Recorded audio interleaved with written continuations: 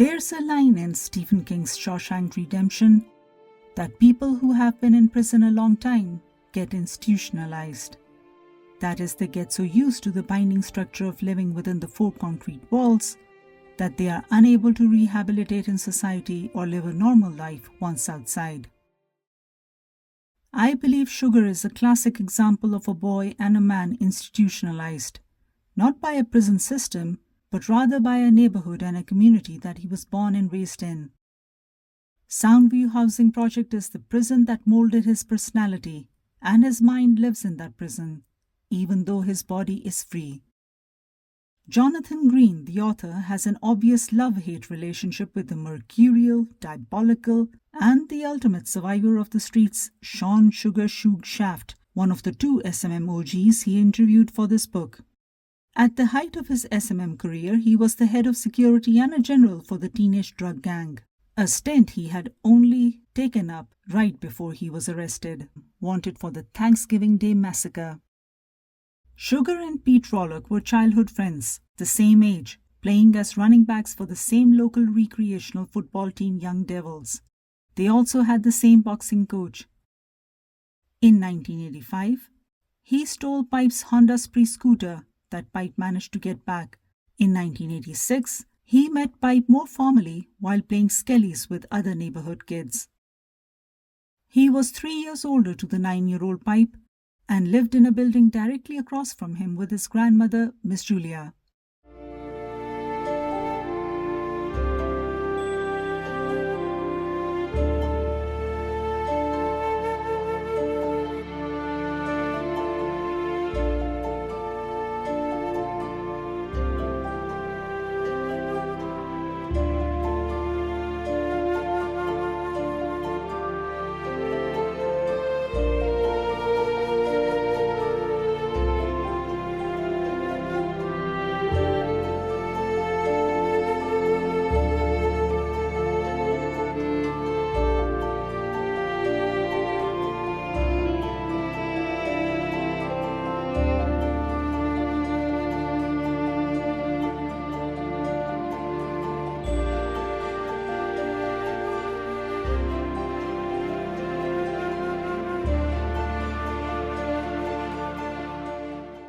The author writes on page 47, quote, Shawn's family could be traced back to the Bight of Benin and the Slave Coast.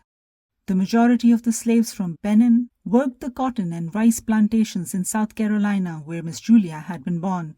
After slavery was outlawed, the family became sharecroppers.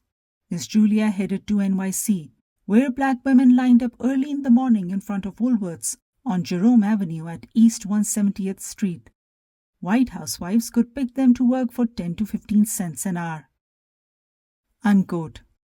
Miss Julia married Maurice, who beat her, and bore 9 children, one of whom, Shawn's mother, had left Shawn in Miss Julia's care a week after birth. Shawn rarely spoke to his mother. Miss Julia was a 30-year veteran employee at Bronx State Hospital's mental health department. She was also an alcoholic. Quote, Shawn, with only his grandmother to turn to, was excitable and craved the company and acceptance of other kids. He was quick and forceful in making friends, forging alliances, and proving his loyalty in return. Funny and disrespectful, Shawn had learned to be both manipulative and charming. Unquote. For as long as he could remember, he got into fistfights with bullies or punched those who his friends wanted him to. He also spoke fluent Spanish, the source of which is not mentioned in this book. In 1988, 2 older male friends of his, 18-year-old drug dealers Fat Mike and Derek Coleman, were killed in their apartment by another drug dealer. Shawn went to church with his grandmother till the age of 13 and went to school till 9th grade to begin his stint in the crack business. A dealer and his girlfriend supplied him with drugs, which he sold at Cozy Corner, that corner of Randall and Rosedale Avenues. His first brush with jail was at the age of 15 in July of 1988, when he was sentenced to 18 months in prison and bused to the notorious Spofford Juvenile Centre, where he believed boys got raped. Page 86 describes life at this juvenile centre. Quote, jewelry was not allowed officially, but the tougher kids, the ones in for murder, flaunted their gold fronts, teeth encased in gold. Some of the guards were from the same neighborhoods as the inmates and knew not to mess with the kids who had connections outside. It was turmoil. Children were discovered dead after assaults. Staff sometimes escorted kids to different parts of the prison to fight other kids. Female prisoners were sexually abused by counselors while shackled. Roaches ran amok in the kitchens. More than 50 children tried to commit suicide in a single year. Unquote. The chaos of the place is given on page 86. Quote, children from only 15 of the NYC's 59 districts, the poorest neighborhoods in the city, made up half the admissions, with Soundview heavily represented. Unquote. When Shawn came out, he asked Pipe to loan him money to get a start again in the drug game, which he did. Pipe gave him the money. By 1991, around his 17th birthday, Shawn had profits of tens of thousands of dollars and was killing other hustlers with Rollock as retaliation. At this time, he is loosely connected to Rollock and Pipe and also working with Baby J in Springfield to frighten late payers by shooting at them indiscriminately, not caring whether he hit someone or not. He got paid for this job. And in 1992, when 19, he flew with Baby J in an airplane for the first time in his life to Florida for a celebration. At 5'7", he had a sneering expression and watched Scarface over and over again. Increasingly, he grew volatile and reckless and drew unwanted attention. Shook's violent temper, as written on page 140, continued to worsen. He didn't consider the consequences of gun violence and committed himself to any conflicts his friends got into, laying the foundation for the killer he would become. His girlfriend told him to, quote, either go back to school or open up a laundromat or a car wash like other drug dealers who made the transition into legitimate business. But he didn't listen. Unquote. He bought cars, then crashed those cars, and then borrowed cars from crack addicts. He went to prison again in 1993 on weapons and drug distribution charges for 4 to 7 years. In 1996, at age 22, he was released from prison after doing just 3 years. He went and hugged his grandmother, Miss Julia. Baby J had turned to Crips gang and Rollock had turned SMM into a blood set. So Shawn still worked for Baby J while staying friendly with Rollock, and was again arrested for distributing cocaine and got 4 to 7 years for violating probation. He was out within a year.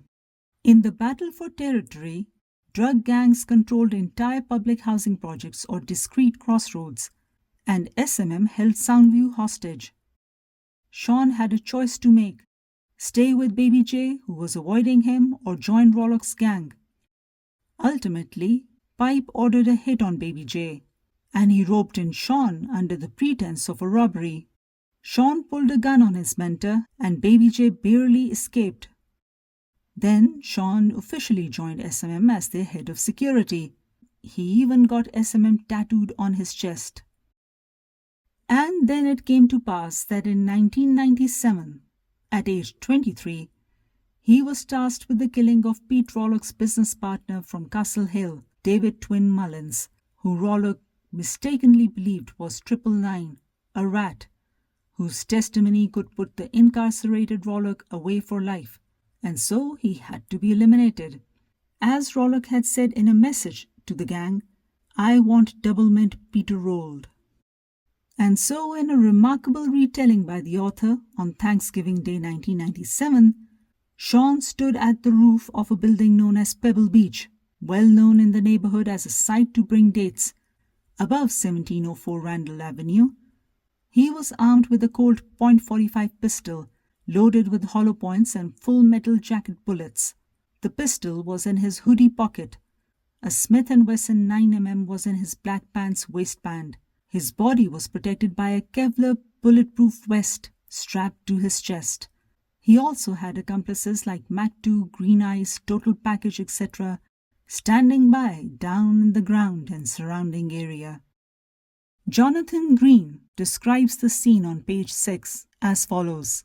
Quote, below him, on the large patch of grass between 1704 and 1680 Randall, he could see 30 football players in bright colours warming up, getting ready for the annual turkey bowl between the Soundview and neighbouring Castle Hill projects that had been a tradition for 5 years.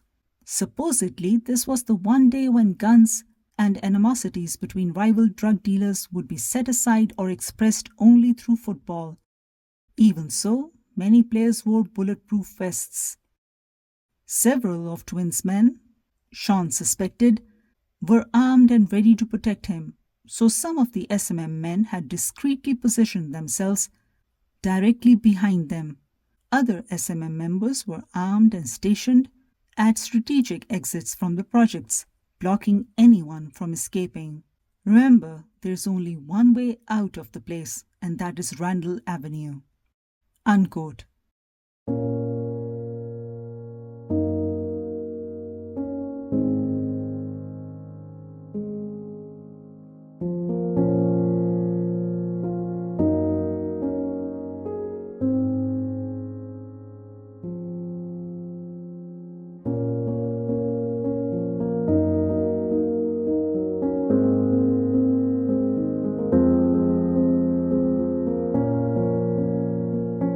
I think Shawn pumped 7 to 9 bullets into David Twin Mullins, who, as he was being shot, had an incredulous expression on his face.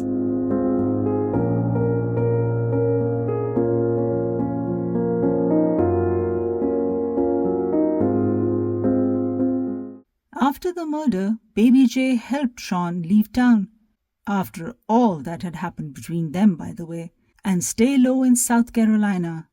But Shawn was arrested in 1998 by law enforcement officers, including 2 U.S. Marshals and ATF agents, this time as a valuable member of SMM, wanted for the Thanksgiving Day massacre.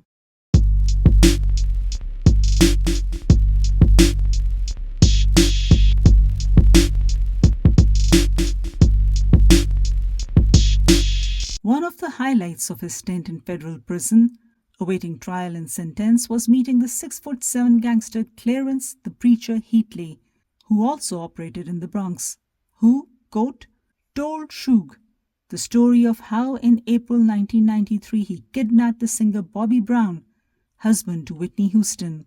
As Houston's star was rising, Brown had sunk into cocaine addiction and owed $25,000 to a dealer in New Jersey. Preacher bought the debt and had his men feed Brown top-quality cocaine in a New York nightclub before luring him to a Bronx apartment. There he was knocked out and awoke naked and hogtied.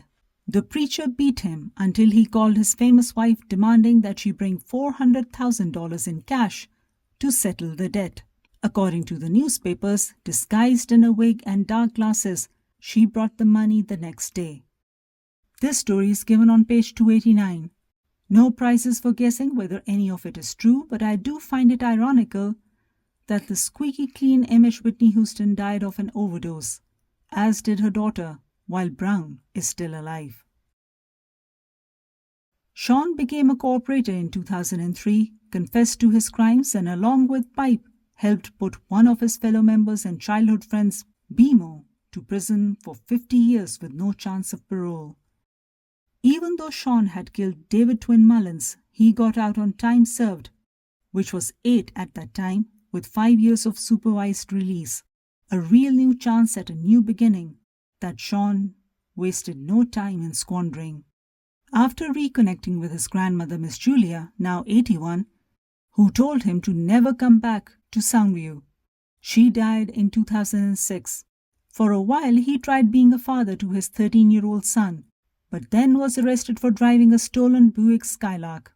In 2007, at the age of 33, he was again arrested for domestic assault and for possession of a gun, though no gun was recovered from him.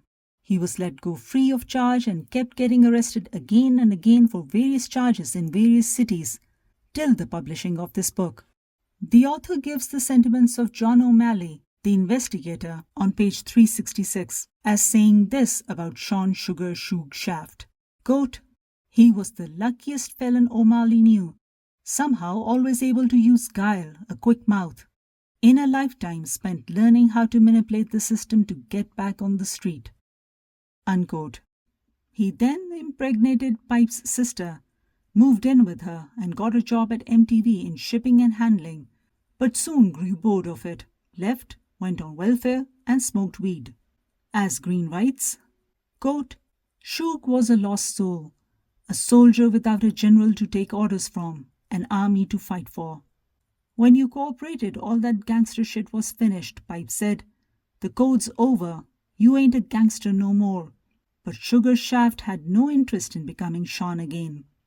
Unquote.